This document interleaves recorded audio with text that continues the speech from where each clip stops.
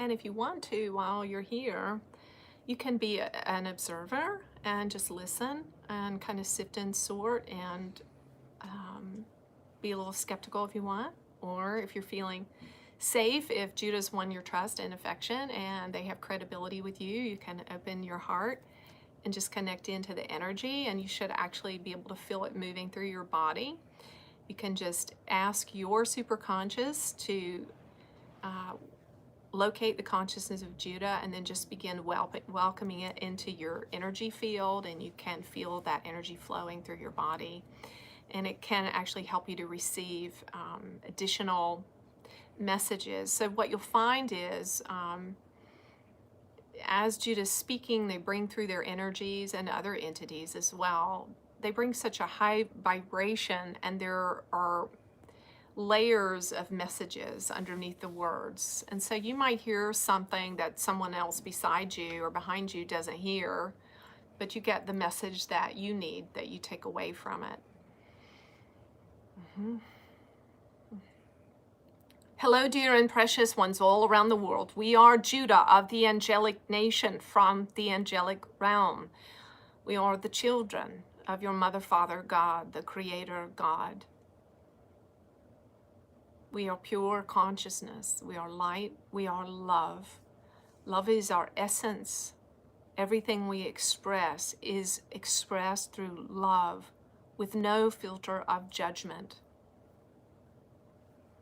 When you listen to our words, should you feel judged or chastised in any way, this is a filter of your own, my dears, from your own experience, and we understand this.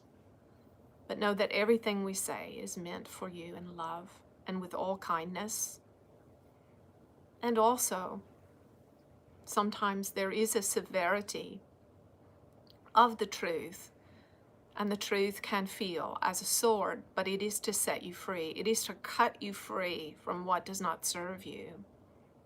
Freedom comes to you as you know the truth. The truth will set you free. And any area in which you are not free at this time is pointing to an area where there is more truth, more understanding or enlightenment to be received by you. The light that you need is present for you. It is here. Whatever you need is here. What you need to know, you will walk away from this time with. What you know has brought you to this place. What you know has shaped and created the life you are now experiencing. And so should you want to expand, should you want to be something brighter, lighter, more expanded, greater, more connected to your higher self, then you must know something new, something different. And so let go of what you think you know. Let go of the knowing that brought you to here and receive a higher knowing from the higher mind, from infinite intelligence. We live in a state of perfect peace. Everything is well with us. Nothing is misaligned or out of place or lost. There is oneness. There is peace. We are here only to point to what you have forgotten, that you may remember and know it afresh and anew. We have infinite love for you, patience, gentleness, and goodness. We are available all the time. We have inexhaustible amounts of energy and attention, and as you would perceive it, time for you. We have time for you. The issue is only that you have not, perhaps until now, had time for us. As you make time for yourself, as this vessel mentioned, the title, a time out for a time in, as you travel inward into your inner being, you find vast resources of wisdom and knowledge and angelic assistance being offered to you. You are your own best medicine. What you need resides in the depths of your soul. The answers are there. We are not here to tell you how to live. We are not here to tell you how to be or what your path is. We are only here to cheer you on when you uncover a bit more of your path and say, yes, yes, keep going. Yes, keep going. Yes, keep going. Mm-hmm. Mm-hmm. Mm-hmm.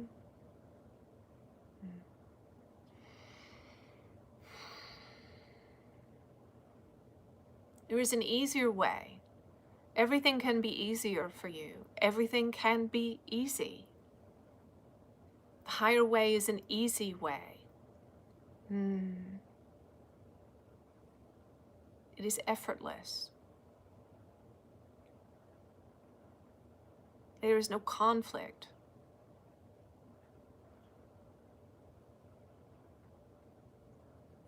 Our words are clear. They are clean. They never have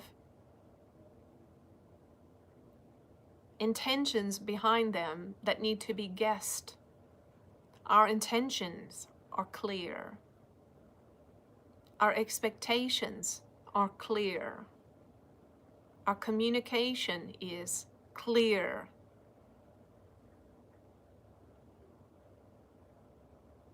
Come into peace, come into rest. What is more important than the words we say are the energies that we bring. That bring you down into a deep and abiding peace. Humans are so used to conflict and problems and agitation and frustration and wanting and needing that most humans are even addicted to these things. But these are unnecessary parts of your experience. It is perfectly acceptable to have no problems at all,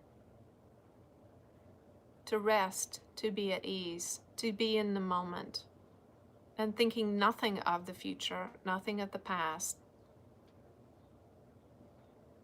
Everyone here is fulfilled in this moment. Yes, you might have a little ache or a pain, but yet so much to be thankful for, yes?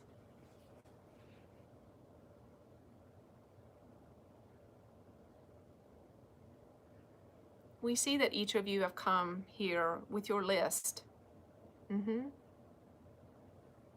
and your questions. And they will be answered, and your wishes will be fulfilled.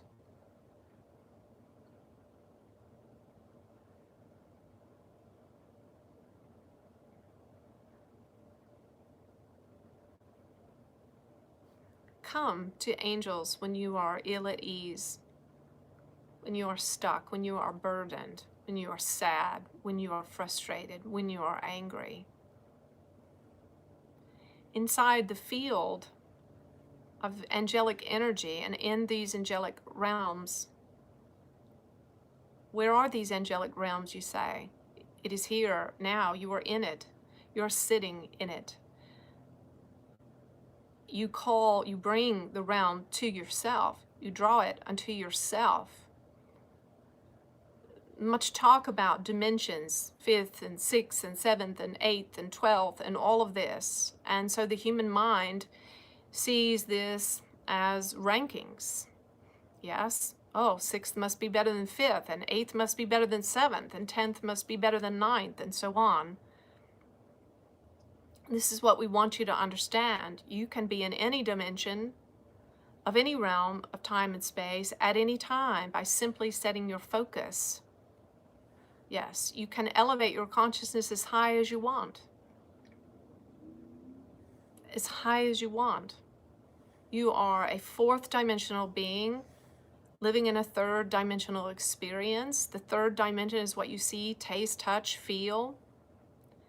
And your 4th dimension is the life of your thoughts and emotions. And as you master your thoughts and emotions, you become a 5th dimensional being. This is the realm of ascended masters and enlightened beings. And these beings, some of them walk the earth, they are in the body, and some of them have left the body, they are on the other side, as you would say. But these fifth dimensional beings, whether they are still in the body or out of the body, have mastered their thought and emotional life. Their thoughts come and go, their emotions come and go, but they are not attached to their thoughts nor their emotions. They understand that their thoughts and emotions are simply weather that passes, weather that comes, and weather that changes and becomes something else, and then something else, and something else. And they can experience the thoughts and emotions without an attachment to them, or without a need to explain them, question them, rationalize them. They simply let them be. Do enlightened beings think negative thoughts? Yes, they do, but they're not attached to the thoughts, and the thoughts quickly go. And the thoughts do not form a creation because there's no attachment to the thought. And then there is no limit really to the dimensions that you can experience both in and out of the body. Everything is yours. Everything is yours. Allow consciousness to do what it wants to do in you tonight. Allow it to move through your body and push out disease, push out hurt, push out anger, push out sadness.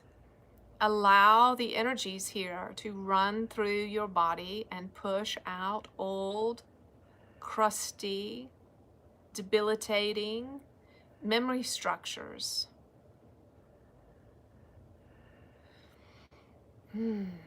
Allow yourself to be made new.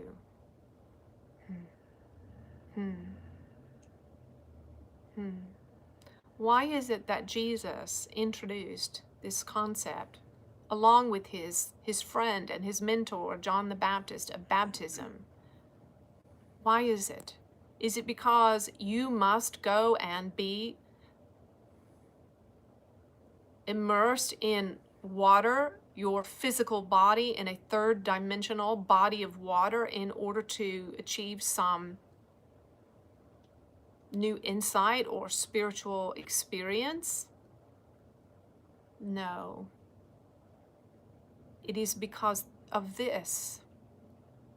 In the day and time of the Christ and of John the Baptist, animals were slaughtered to sacrifice, supposedly for the sin or the error or the mistakes or the karma of the people.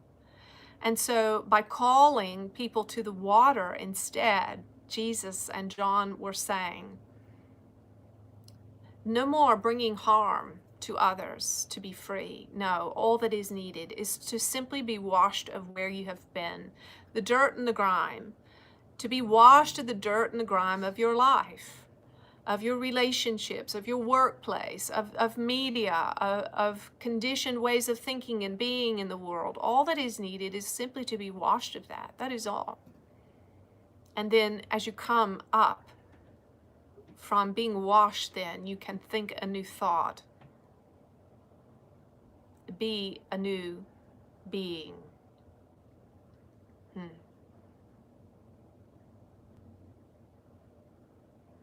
We will answer your questions this evening as we go, and we look forward to this.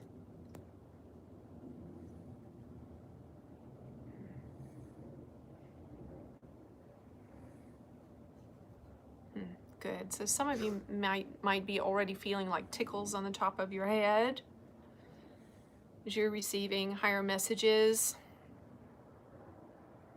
Or you may have emotions coming up, which is good. Anytime emotion comes up to be cleared, that's excellent. It's energy in motion. Osho taught us, our master, that repression is the #1 reason why people in the West don't achieve enlightenment. Repression. And we were taught that from a really young age, right? So just feel whatever you feel tonight. Let your body do what it wants to do. You're free here to be yourself. Mm-hmm. Good. You have anything you want to share, sweetheart? I wanted to just give you guys a metaphor tonight about oversoul, the soul, the higher self, because I know those words are kind of nebulous and sometimes hard to understand. So I hope this will help a little bit. And then we'll have some question and answer with Judah tonight. Imagine a water tank with me. Can you imagine a water tank? All right, now I want you to imagine a massive water tank. And this water tank is clear.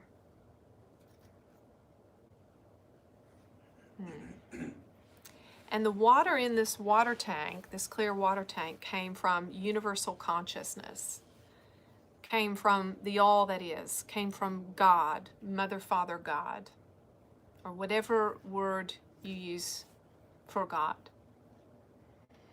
So consciousness, all that is, the one infinite supreme creator, has filled this water tank with himself, herself.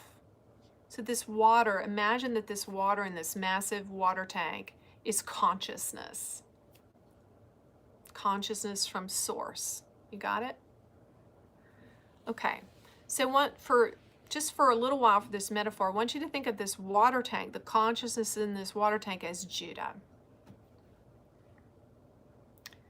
Judah came from source, is a representation of source, is consciousness.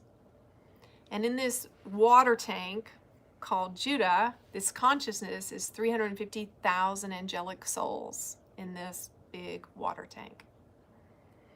So this is what we would call, this water tank is what we would call an oversoul family or a soul family, okay?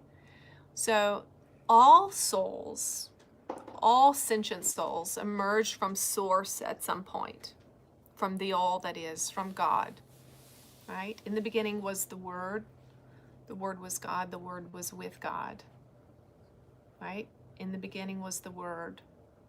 In the beginning, it actually says in Genesis, there was darkness, only darkness, and Spirit, or God, or Source, hovered over this darkness and said, let there be light. This was consciousness. So we have source, consciousness, God, the creator. And then for our metaphor, we're going to talk about this water tank, which is source consciousness in this container, this water tank, and we're going to call that Judah. So Judah is an example of an oversoul family, a soul family. And they've explained to us that Judah is 350,000 angelic souls. Now, there are many other soul families. Judah's just one. There are many others of these water tanks, okay? Just like we need many in this city, and the different water tanks serve different people in different locations. Different soul families have purposes. They have purposes that they have agreed on together of how and when and where and why they want to serve the one infinite creator. And Judah's primary service to us is to humanity, to help us be free and experience enlightenment. So now I want you to imagine that this is just one soul. And I want you to imagine that Judah, the water tank of Judah, filled up this soul, this one singular soul. So there are 350,000 souls within Judah, and one of them is this one. Okay, they filled up this soul. So when we talk about your soul is the aspect, it's your consciousness that eventually a portion of your soul comes to reside in your body. So I'll explain. So let's pretend for a moment that this is my soul. My soul is bigger than Anjie Hipple. My soul is eternal, it exists in my body. A portion of it exists in my body right now, but not all of it. And I'll explain that a little further in a minute. But my soul has lived many, many lifetimes and will likely live and may perhaps live many, many more. So the soul is all of your incarnations. Okay? It's not just Stephanie or Melissa or Danny or Carolyn, but it's bigger than just Carolyn. Carolyn's soul is bigger than just her. It's lived many, many, many lifetimes. This is why we sometimes call people an old soul or a new soul, right? Depending on the experience of the soul. So then the person, I'm going to use, I picked this cup because it's got a picture of me and my mom on it. My mom's best friend had this made for me for Christmas last year while my mom was bedridden. My mom passed in March. So let's let this represent the personality. Okay, so this would be Anjie Hipple. Mother, daughter, wife, grandma, singer, channeler, former school teacher, raised in North Carolina by a pastor and his wife, all the stuff, right? All the things that have made Anjie Hipple who she is. All the experiences, the conditions, the good and bad programming, and religious indoctrination or lack thereof, whatever. This is what made me who I am. So when I came to be born as Anjie, my soul, not all of my soul, but some of my soul, came to live in Anjie. Okay? Not all of my soul, because there's a lot more to the soul that is in Anjie. There's many, many lifetimes of experience, karma, all kinds of things. But the part of me, of my soul that dwells in me and the person of Anjie is my higher self. You got that? So the higher self.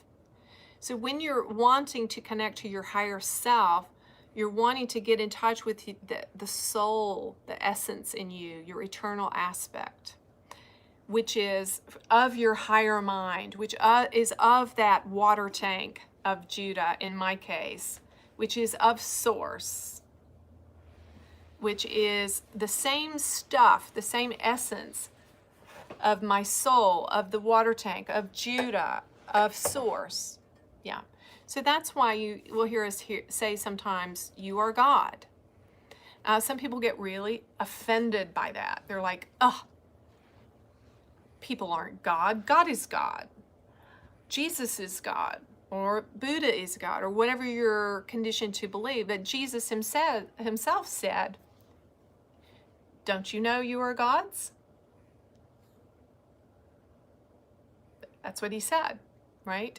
And when they came to him and said, oh, good master, he said, oh, no, don't call me master. There is only one that's good, and that is God.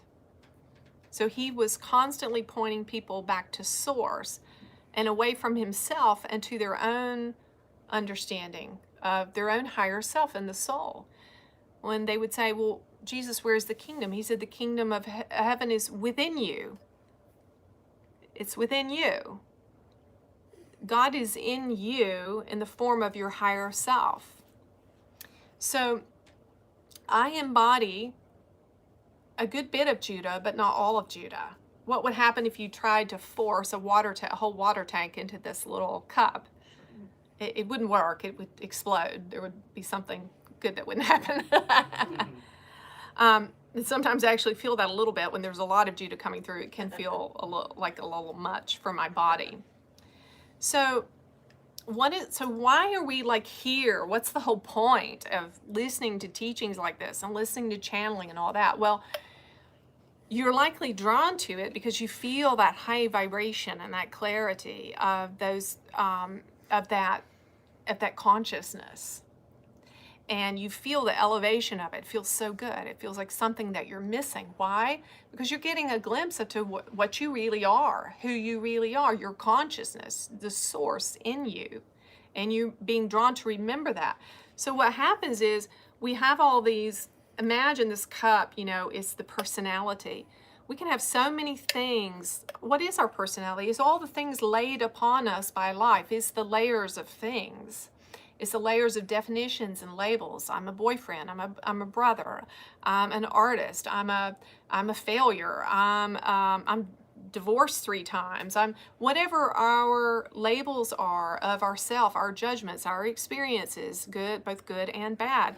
And sometimes there's so much of that on us that we lose touch with what's inside.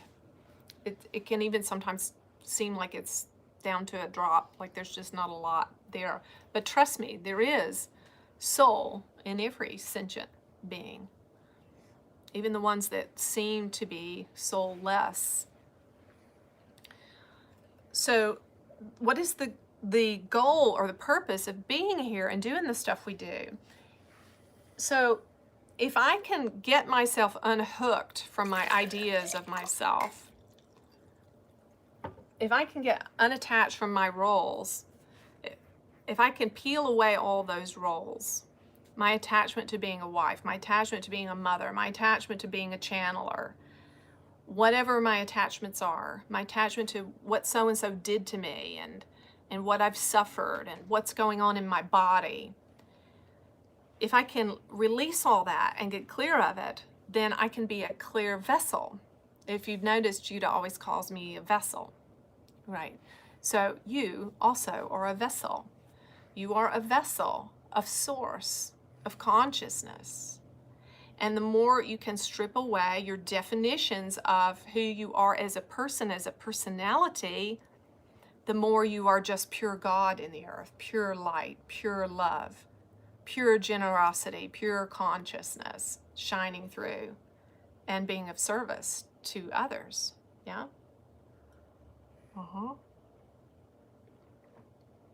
Yeah. And so what's the goal? Part of the goal is that your personality will be a clear expression for your soul. And some of you might be like me. Maybe you've spent many years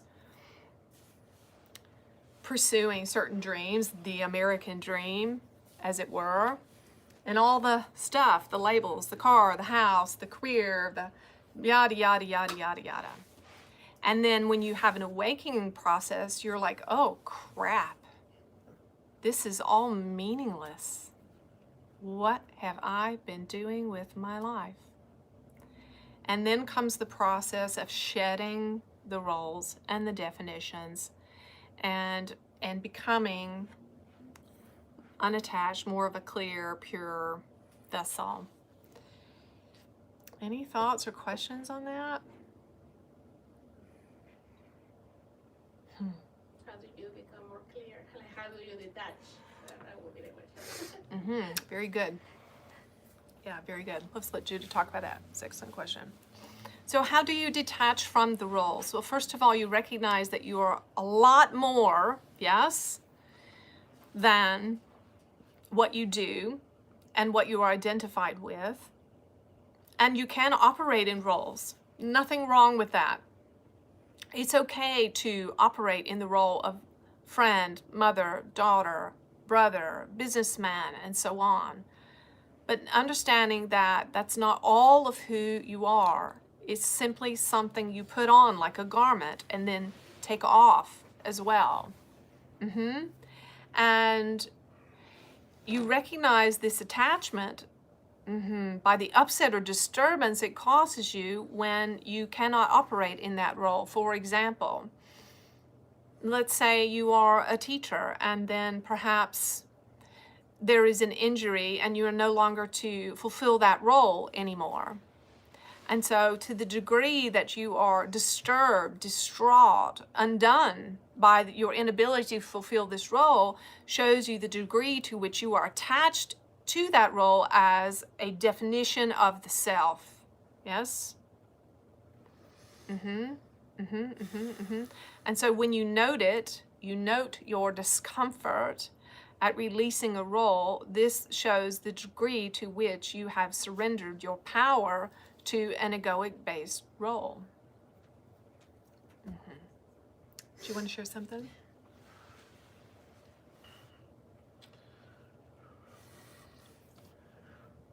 So this was a very interesting statement that I heard Darius J. Wright say. He's a very evolved being. There are lots and lots and lots of people that want to incarnate on this planet because this is the only planet in the universe where we are separate, and there's no better way to grow spiritually than to be put into this mix. And that what we are experiencing here on this planet is what we are not. What we are not. This is what we are, is what we're not. How can you appreciate what we are if you don't experience what we are not?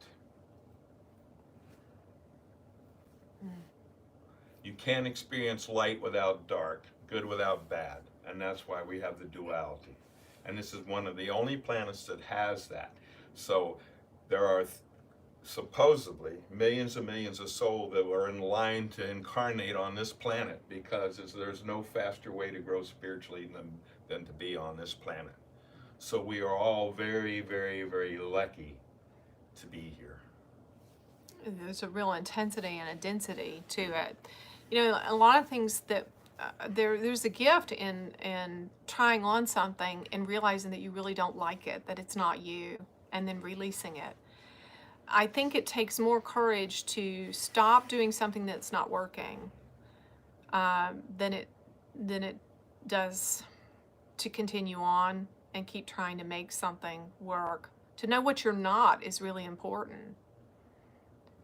I'm not sure if that answered your question, sweetie. Do you have a follow-up question on it? No, I understand that you have to identify what is not adjusting to you and surrender and just let it go. Yeah. Any other questions for Judah? Yeah, go ahead, dear. I wanted to ask, how does a vessel accommodate more energy, so much energy that it starts hurting your body and your organs, and you start saying stop or please back away or slow down? Or how do you accommodate for those discomforts and that overflow? What do you do as a channeler? That's a great question. Thank you, Mary. Well, when I channel, there's an enormous amount of energy that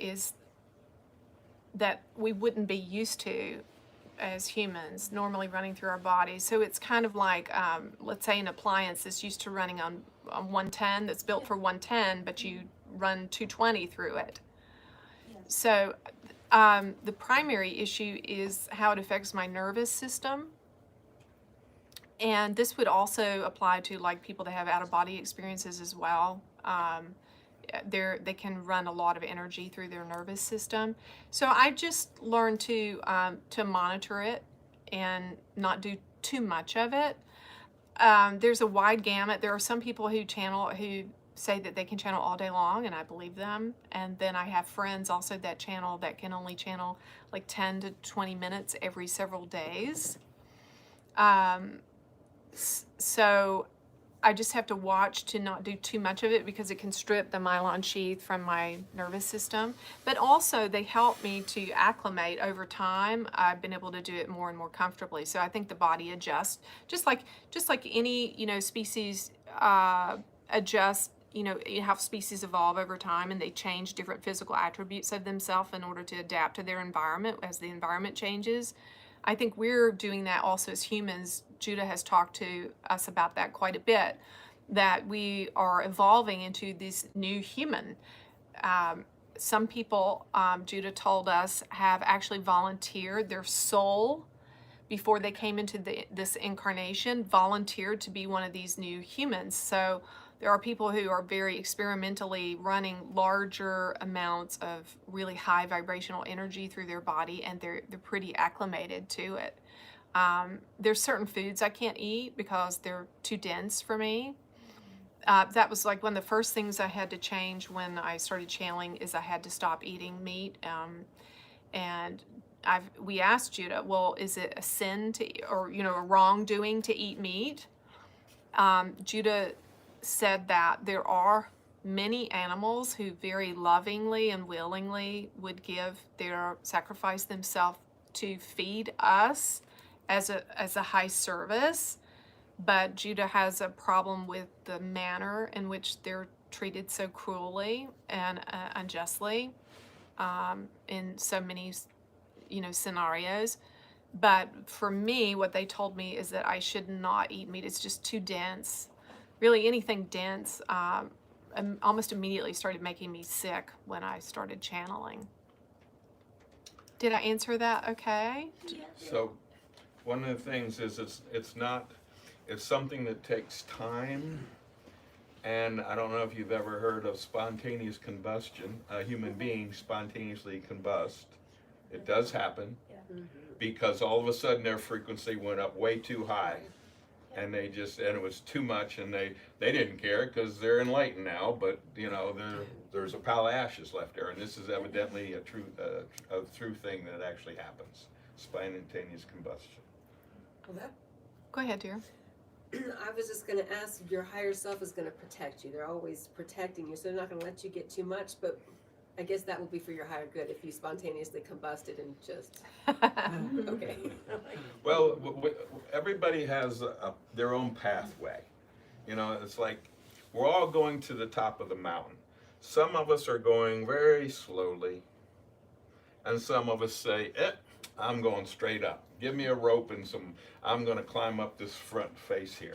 Okay? So, but yes, there's realizing that if your vibration is so high that you spontaneously combust, then you have reached that level, that different dimension, like, fourth or fifth dimension. The third dimension, we're lower vibrations here. And a lot of the beings, a lot of times we say, why don't the Pleiadians come? Why don't the Syrians come? They actually, in order to communicate with us, they have to downgrade their vibration, their frequency. They have to lower it. And so a lot of times they can only do that so long. And there are stories about people who met up with an ET and they just melted because the vibration was too much. So we all have a different path, or whether we're going straight up or down or whatever, and who knows. And it could be that this particular person was a higher involved person, and he came here, and once he was here for a while, he said, you know what, this is just crazy here. I'm going to leave. I'm coming up, and off they go. Well, Who knows? The Bible speaks of a man named Enoch who lived to be many hundreds of years old, and then it says Enoch walked with God, and then he was not.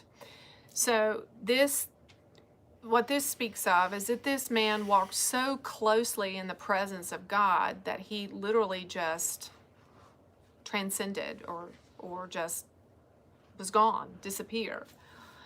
So there's a lot of phenomenon that's kind of rare, that we're talking about here. But I would say, just to keep it practical for most of us sitting here, that there's really nothing to be afraid of.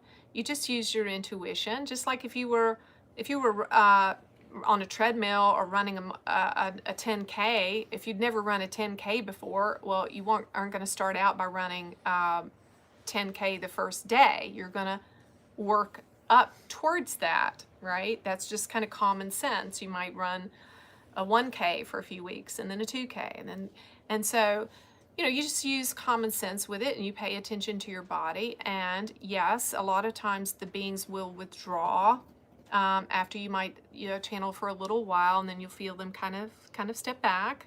And I just trust that that's for my good. It's not like they left me because they're abandoning me or don't want to talk anymore. They just know what's best. And it's okay to say, like I have pretty strict parameters around how long I channel. I don't channel more than 2 hours a day. If I channel more than 2 hours a day, I start feeling kind of fried. My nervous system is kind of fried. But there are things you can do also practically to take care of your body. If anybody wants to email us we can send you the link to the FLFE supplements page. You can take magnesium and cod liver oil and some different things like that to kind of beef up your nervous system, and that helps a lot. A lot of times when people will go, like this happened with Ram Dass, you go be around an enlightened master, which has what's called a Buddha field around it, a very, very high vibration. And what'll happen sometimes is you'll get to the point where you can't take anymore. And like Ram Dass used to complain, like my master used to make me leave. You know, I could only stay 3 months, and then he'd tell me I have to leave. And so sometimes it gets to be too much, and to prevent that person from going up too quickly. Now, the thing about the soul is there is nothing that can harm the soul. There is nothing Right. if it doesn't want to be harmed. There is nothing. So you don't ever have to worry about that at all. That cannot happen. That's, yes, there's a lot of fear because they can control us with fear, so they say a lot of things, but no, there is nothing that can harm the soul. That's right. Go ahead, Carolyn. That kind of falls under the realm of autoimmune disease, your body attacking your body.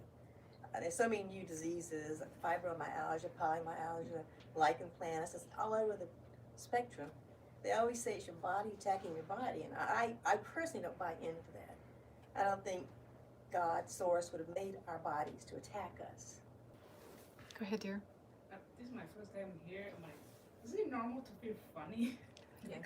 Do you feel funny? Yeah, like you talking, I'm like, I'm feeling funny. I'm looking at my husband, like, I feel funny. Like, not in a bad way. Like just feel Excellent. Yeah, just enjoy Excellent. it. So that I have to excuse myself so I can go outside and leave. Yeah. So I'm like sitting outside. Yeah, no, that's excellent. You're feeling the energy, and you just let it do you just allow it to do Sure. whatever it wants to do. You allow your body to do whatever it wants to do. If it wants to dance, sing, yell, scream, whatever, you just allow I know, it. I went outside like, okay, Julia, calm down. Yeah. I'm like, Julia, I need to go back there. Because I went to the car, I got some water, I'm like, okay, I'm fine. But I'm there's like, but you can feel when you come to those stairs, like, Yeah. there's a talking about what happens when you become a higher vibration. There are stories about people who become enlightened who can't do, like Eckhart Tolle is one. After he became enlightened, he couldn't do anything for like 2 years. He was just so stoned and so such a state of blues, yeah, that he couldn't do it. It took him that long to be able to figure out how to function when you feel that way. And my master has the same story, and a lot of the enlightened people will tell you the story of that. That when you're in a state of bliss, what do you want to do? Do you want to eat? No. You want to have sex? No.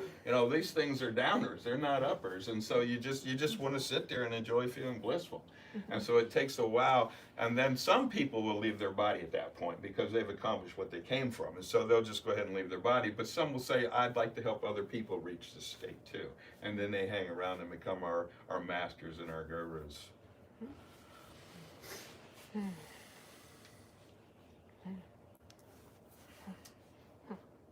We would like to speak to this issue of autoimmune disorders and other diseases.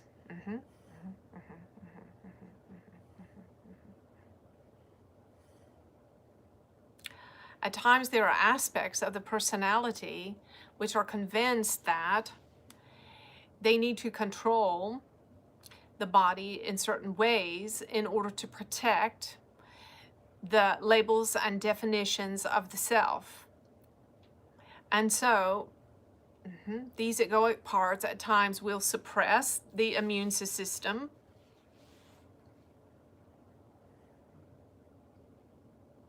And there are thought processes which support autoimmune diseases. These are thoughts of self-hatred, rejection of the self, and unforgiveness of the self.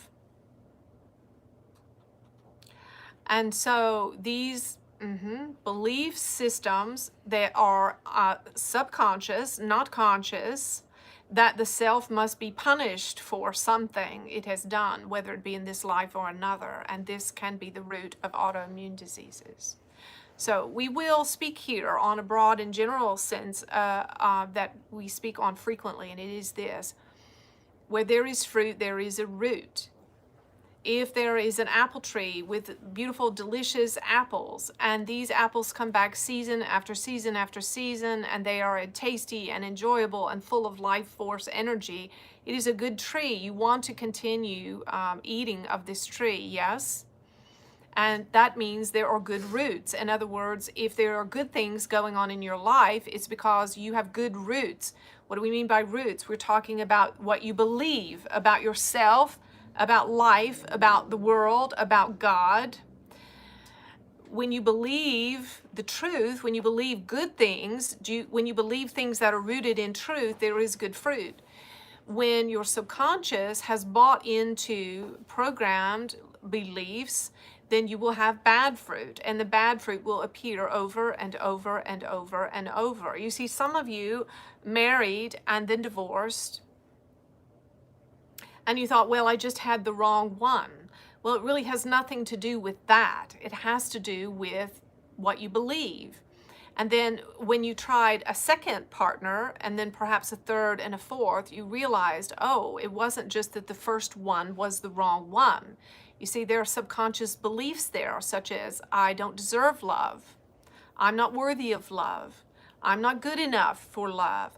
Or there can be many other myriads of complex judgments and structures. For example, I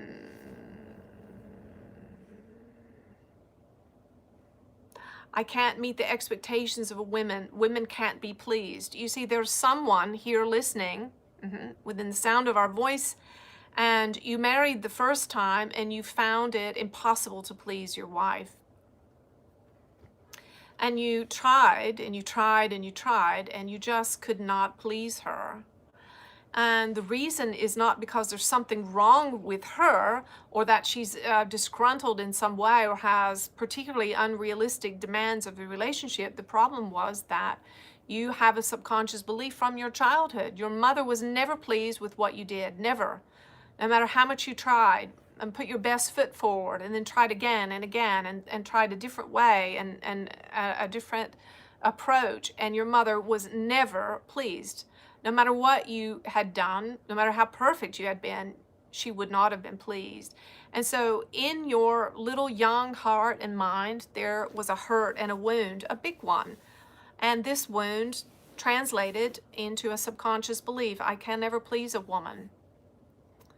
And so you might have married this first one who was perfectly easygoing, lighthearted, easy, flexible, not with very demanding or high maintenance, as is said. But she was defiled by your unconscious belief. Unknowingly, neither you nor she was aware of the subconscious belief. And so even though she ordinarily would have been very easy to please, because you had a subconscious belief, women can never be pleased.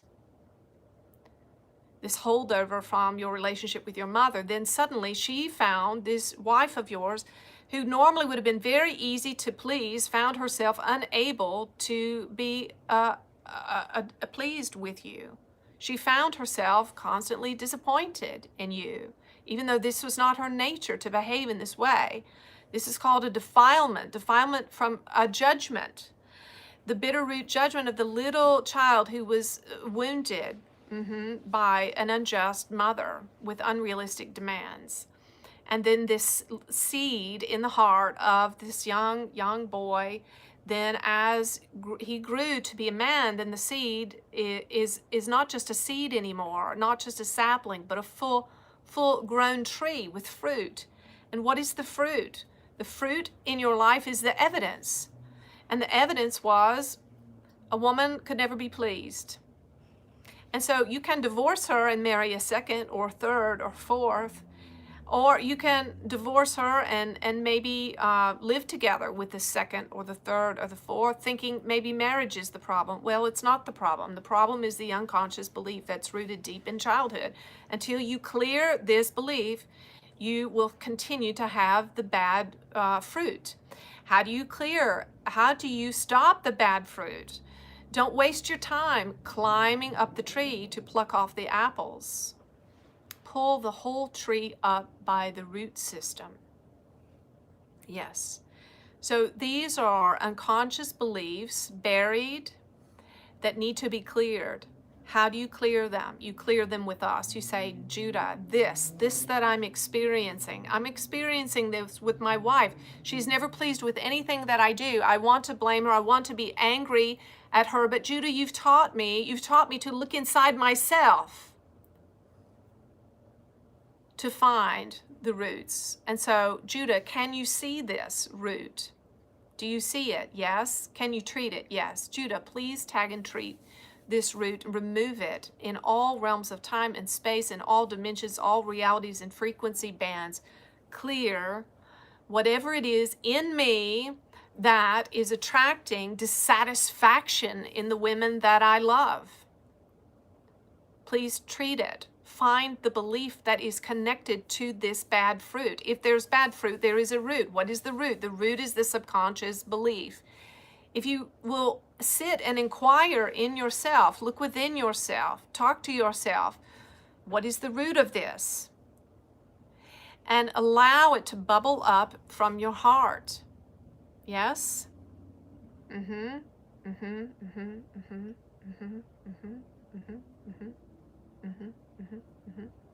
If you have the fruit, you have the root. Changing your location will not pull up the root. Trading one partner for another will not pull up the root. Changing your job will not pull up the root. Some of you are working for a boss who denigrates you, dismisses you, doesn't listen to you, doesn't value you, and you think it's just the boss. Is the boss playing their part? Yes, we are all in co-creations, and the boss has their part.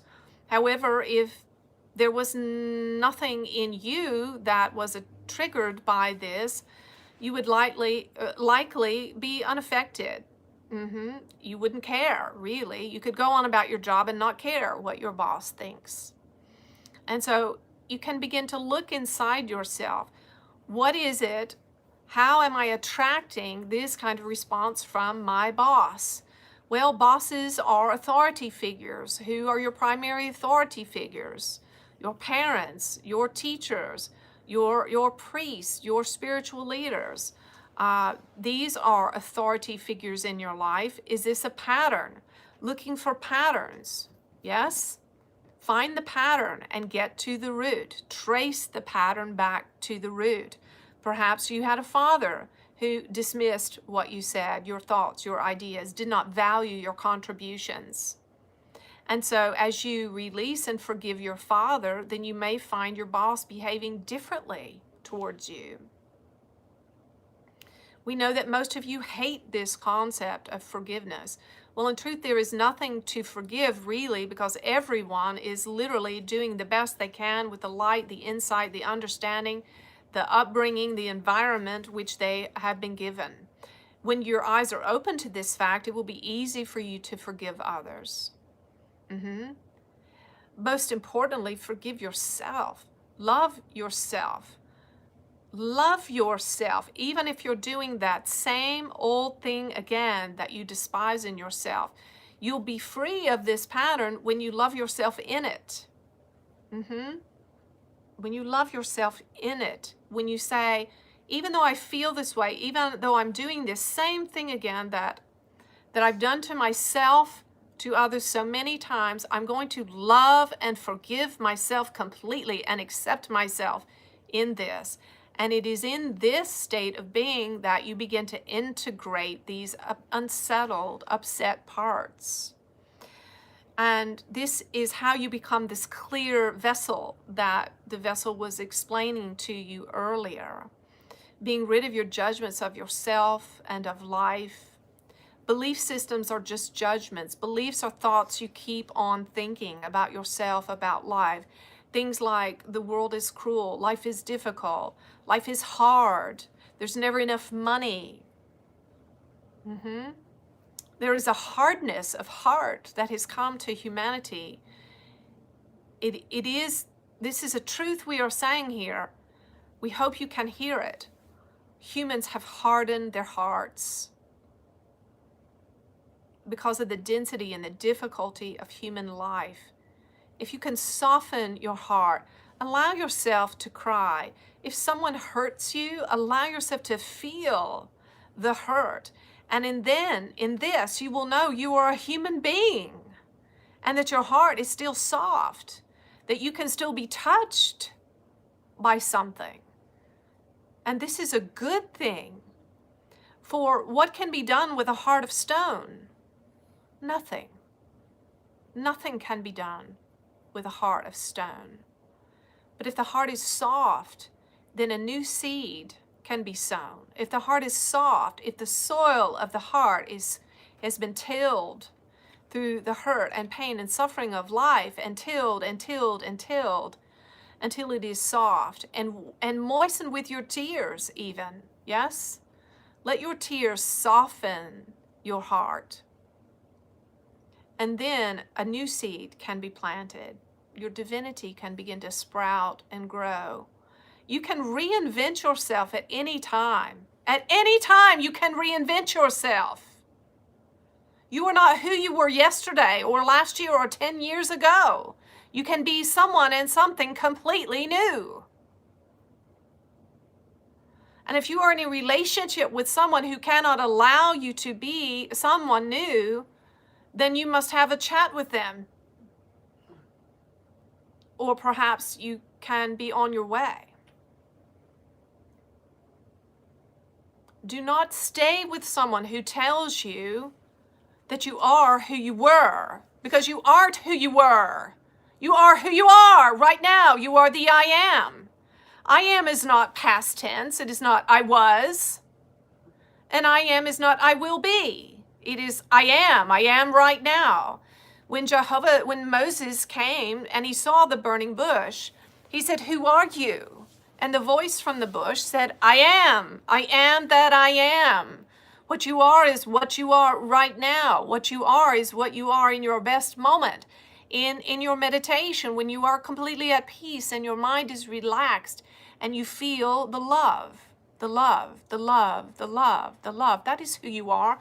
This vessel, you know that she normally comes with pages and pages of notes, does she not? And she labors over them because she longs to use her teaching gift, which is an aspect of her personality, to share the higher wisdom of her soul, which is her love and wisdom. The love and wisdom of your soul is expressed through your talents and gifts, hers being teaching. And she loves to bring love, higher love and wisdom through the vehicle of teaching. But as she has shared with you many times, whatever the topic is the lesson that she must learn. For a teacher should not teach anything they have not learned. Would you agree? If they don't know the subject matter, they should be silent and give the teaching job to someone else. And so the topic for tonight is take a time out for a time in. And that's what she's been doing the last few weeks. Few days, going in, meditating. And when you're done, meditate some more, and then some more, and then some more. And you know what you find? We will tell you what she found during this time out to take a time in. This is what she found. There is only love, only love, only love. That is all that she is. Only love, only love. She loves you. She loves you. She loves herself. She loves life. She loves God. She loves Judah. She loves you. There is only love. Everything else is an ego construct. Everything else is a lie.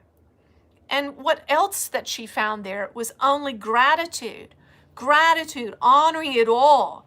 This is what we would say to you tonight. Honor all things. Everything that happens to you, honor it.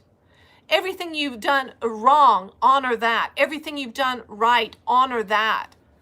Honor all of life. Honor your body. If you don't, some of you haven't liked your body since the first time you looked in a mirror. You thought, I am ugly. And then there were plenty of people around you to confirm this to you. We would say to you, you chose this vessel. You chose your body. It is the holy vessel of your soul, of divinity, of God. You chose your body for a reason. And so if it's not pleasurable to others or even to yourself, it is because you came to learn a higher lesson, which might just be Every being is worthy of love. Every being is worthy of love. It is prophesied in Isaiah that the Christ would come and that he would be homely, unpleasant to look at. So you see, you're all looking at these beautiful painted portraits of Christ with the beautiful skin and the perfect blue eyes and the lovely hair. Well, that is not at all the truth. He was homely. He is someone you would have passed by in the store on the street and never given a second look at. He was nothing to look at, and yet he chose that form. Honor all parts of your experience, all parts of your existence. Honor your sadness.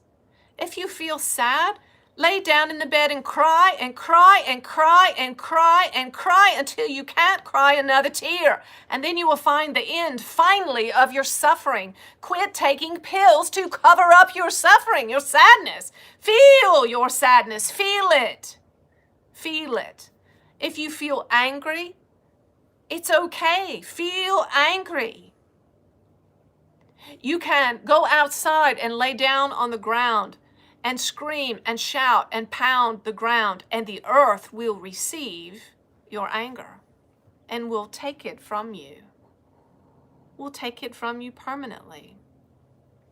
Don't be afraid to feel. Some of you are feeling feelings you don't want to feel because there's a thought that feeds that feeling, such as the one we just mentioned, I'm ugly. Why did I choose this body? When you see the truth that you're not at all ugly, you are beautiful. You are beautiful.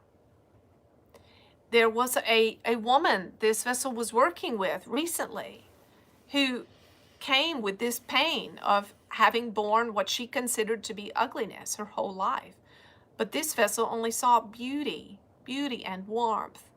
Beauty and warmth in her big brown eyes and even in her soft and cushiony body. And this vessel thought, oh my, wouldn't I love to be snuggled in the lap of this beautiful woman and be held in her cushy bosom, to lay my head on her bosom and be nurtured and be held and be loved.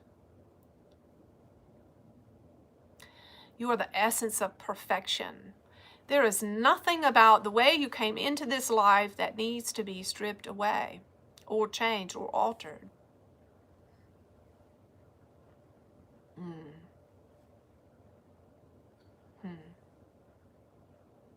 Good, thank you, Judah. Any other questions for Judah? I just wanted to explain something real quick. So, yes, I was talking with somebody earlier about everything that happens comes from your unconscious and conscious mind. So yes, all disease. So if you're having trouble in a relationship, if you're having trouble with health, whatever, anything, then you have an unconscious belief that's hindering you. And so how does that have to do with the autoimmune disease the way I explained it? Well, what she was talking about was, why did that person get it to start with? Why we all get exposed to microplasms a lot, all the time. But what happens is our immune system kills it before it's able to get into our cells. So why does this one person's immune system not kill it? And exactly for what Judah was saying is because it's being suppressed. The person is punishing themselves. And I can tell you, like I was explaining to somebody earlier, one of the things I want to do now is work on changing unconscious beliefs, because that's the only thing that will truly heal somebody. It's getting rid of that unconscious belief. That's the only thing. You can fix their knee, but then next month they'll be back with a shoulder. If you don't get to the underlying cause, and it's always, we create our own reality. Consciously or unconsciously, we create it. And our unconscious mind has 95% of our power. So if something is not going right, then you look inside your unconscious mind. Where did I get the belief that I cannot get into a good relationship? Where did I get the belief that I can't be successful in making money? Where did this come from? One place to look at is parents. Okay, that's the way my parents were. because we get programmed at a very early age, and we get programmed from our parents. It's a fact that 98% of all Democrats were brought up in a Democratic family, Republicans in a Republican family, Christians in a Christian family, Jewish people in a Jewish family, because we're programmed to be that. And so that's one place to look. But look inside and find out, okay, what belief do I have that's preventing me from being successful? And of course, ask Judah's help in uncovering that. Judah Treats is the program that we designed for everyone listening. It's a passive audio system that you listen to help you locate the subconscious belief and clear it from your timeline, clear it from your experience. And I put a lot of time and love and thought into it with Judah, and it is life-changing. And you will feel different. Now I'll give you a couple of examples. Go ahead. Let me just say one. I just want to tell you this one time. This was kind of just to show how this can work. I had a patient who was coming to me for infertility, and I got her pulses to where she was very balanced. I said, "There's no physical reason why you're not getting pregnant." I said, "So you might have an unconscious belief." So I said, "Let's check you and see." So I have a technique for doing that. So I checked her, and she had an unconscious belief, and it came up to the surface. And what the unconscious belief was, that when she was 5 years old, she asked for a Barbie doll for Christmas, and she got a doll, but it wasn't a Barbie doll. So she's 5 years old. So she threw the doll down and kicked it. And her mother said to her, "Just because of that, you'll never be able to have children." We cleared that, and she got pregnant the very next month. That's an absolutely true. And it's important to note that she did not remember that story. No, of course not. It's until Chuck said to her, "There's something in there, let it come up." And when it came up, then they were able to clear it. And this is why, and one of the important things about that story is, be careful what you say to children. Mm-hmm. Oh, please. Their hearts are wide open. You're somebody they love more than anything, and when you say something mean to them, it really hurts. Mm-hmm. And it stays with them. It can stay with them for a lifetime. And a second example that I'm glad you shared that. I was going to ask you to share that one. Another example is I was working with a doctor who was looking. So sometimes people will say, "Angie, can Judah help me with certain disease?" And so my response to that is, if you book a session, we can help you find the subconscious belief that is the root of your disease, and we can clear that. Okay, and so there are people that get healed, absolutely healed physically through this kind of process. Go ahead, sweetie. So, what happens if, like, it's a baby is born with a belief? How can you treat it? It's for another life, because it's like a brand new baby, a new brain soul. How can you identify what is the root belief? With the baby, so babies come into the womb in perfection. Now they may have some karma and that they have but they have purposed prior to their incarnation in your womb. They have purpose to come to you as their mom for the purpose of clearing this ancestral karma. So if they bring you a baby, how do you identify? Is from the mom or from? Well, I can tap into the consciousness of any child. Can I answer this real quick, and then you can? So, for example, I was working with a mom who has a 4-year-old who's never spoken before, and so I'm able to tap into her consciousness and to share with the mom what the daughter wanted her to know and what the reasons were. So you can learn to communicate with every consciousness. So if you were pregnant and you were concerned about that, I could connect with your permission and the child's permission, connect with the consciousness of that baby and tell you what was going on there.